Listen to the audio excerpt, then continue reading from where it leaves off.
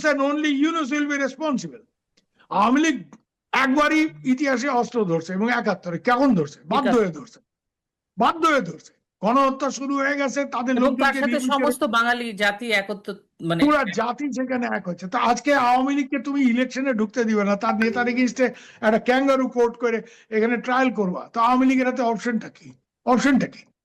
আমার ব্যক্তিগতভাবে my emotion you can understand is Bengal emotion, আমার তো কিন্তু ইন্ডিয়া এজ এ স্টেট আমার মনে হয় না শেখ হাসিনাকে ফেরত দেবে। কেন এখানে একটা ব্যাপার আছে, এখানে একটা ইন্ডিয়ার ইমেজেরও ব্যাপার আছে।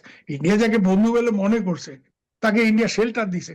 আমাকে একজন খুব সিনিয়র লোক বলছে, খুব সিনিयर लोग, আমি নাম করতে চাই না because he does not want to be quoted, যে अगर हम बहन जी को रखना नहीं चाहते तो एक्सेप्ट भी नहीं करते, তাহলে তো ওনাকে ওই সময় আমরা শেল্টারই দিতাম না। বাংলাদেশে একটা ইন্ডিয়া স্ট্যান্ড পয়েন্টটা খুব ক্লিয়ার যে বাংলাদেশের প্রাইম মিনিস্টারকে আমরা শেল্টার দিছি অন দ্য রিকোয়েস্ট অফ বাংলাদেশের আর্মি। বাংলাদেশের আর্মি বলছে আমার head of the government is in danger, we want to send her to India. বাংলাদেশের মিলিটারি এয়ারক্রাফট করে উনি এখানে আসছেন, উনি কোনো বোরখা পরে লুকাই বর্ডার পাস করে ঢোকেন নেই। ওকে, she was officially sent here by the Bangladesh Army and citing security consideration. তো আজকে তো আর ফাঁসির বিরোধিতা তো ইন্ডিয়া ছাড়ো ওয়েস্টার্ন ওয়ার্ল্ড সবাই করতেছে যে ফাঁসিটা দেওয়া ঠিক না। ইউএন থেকে কি স্টেটমেন্ট আসছে, Amnesty International, we know it all.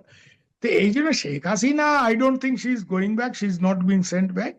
Bangladesh হইচই করবে, এটা আমার মনে হয় ইউনুস সাহেবও জানেন। ইউনুস সাহেব যেটা হয়েছে কি, এইটাকে বেঁধে নেই। ইউনুস সাহেবের খেলাটা এখন কি জানো, ইউনুস সাহেব ইলেকশনটা তো করাইতে কোনো সময় চান নাই, এখন উনি ইলেকশনটা আওয়ামী লীগকে বাদ দিয়ে করাইতে চান।